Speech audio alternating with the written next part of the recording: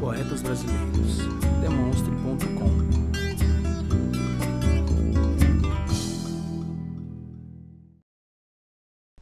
Olá, seja bem-vindo para mais um Poema de Bom Dia. Estamos aqui entrevistando mais um poeta brasileiro e hoje eu trago Sérgio Santos. Santos, seja muito bem-vindo. Estou muito feliz que você está aqui. Você trouxe seu livro, né? Comigo e Meus Vazios. A gente vai bater um papo bem legal sobre tua origem, que é na educação e para a educação na poesia.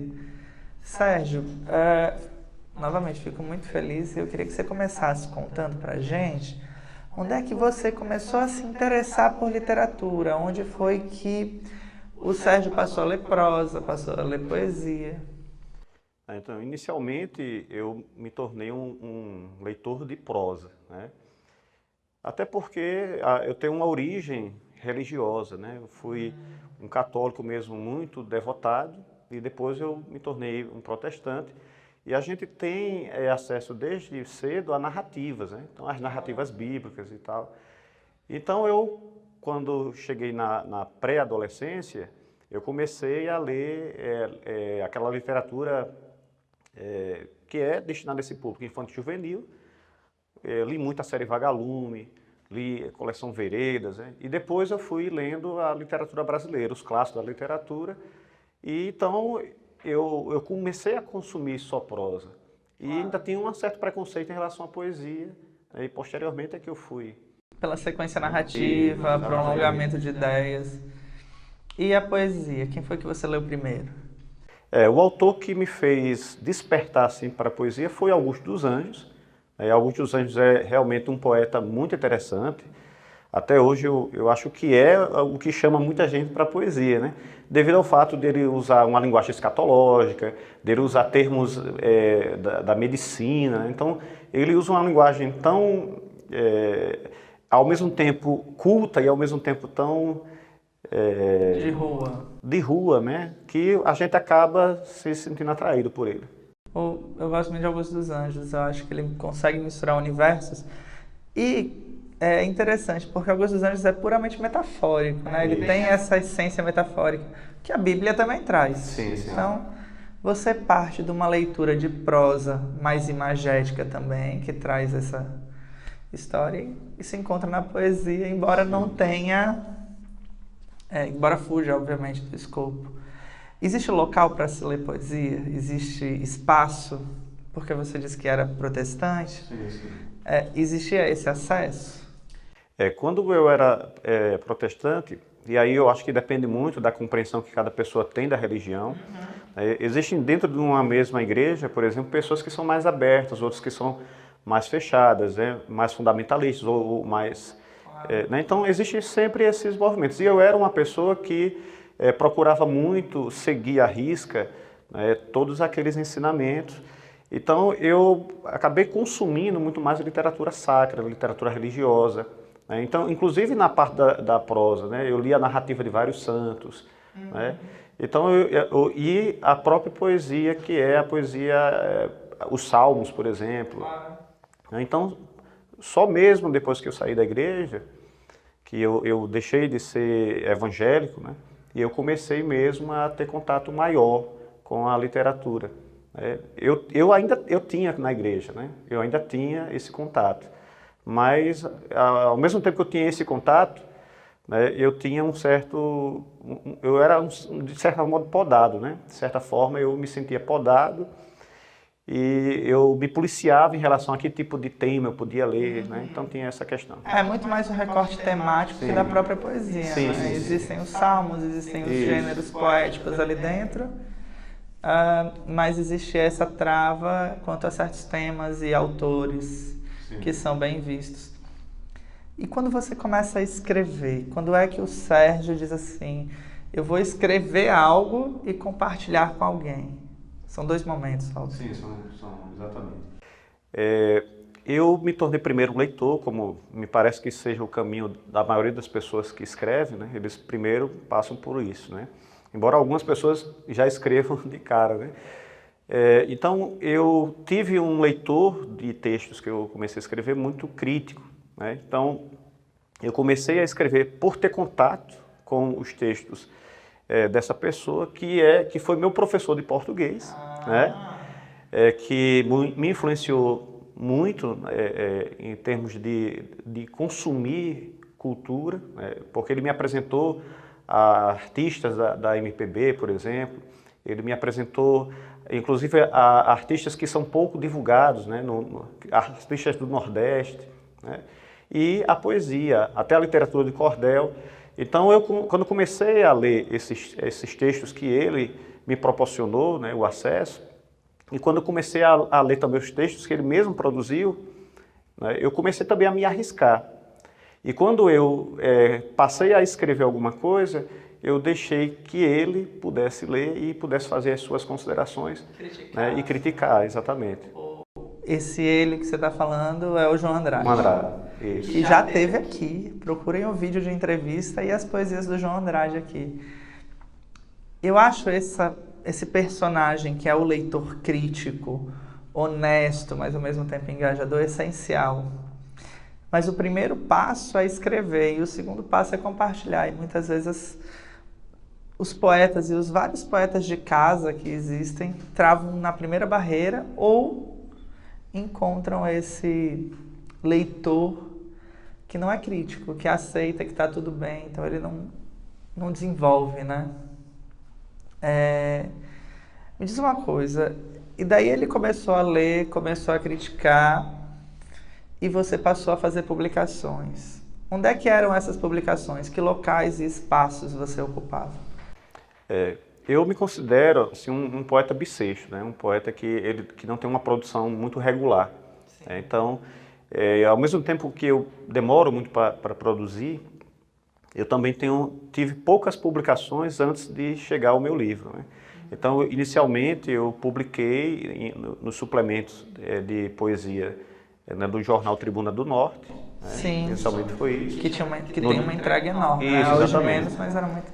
Especialmente no Dia Nacional da Poesia, dia 14 de março. E participei de uma coletânea em 1998, lançada pela Fundação Capitania das Artes. Era uma coletânea de novos poetas do Rio Grande do Norte. Qual que teve mais repercussão para você? Para mim foi ter participado da coletânea, porque eu tive, inclusive, acesso ao material físico, né?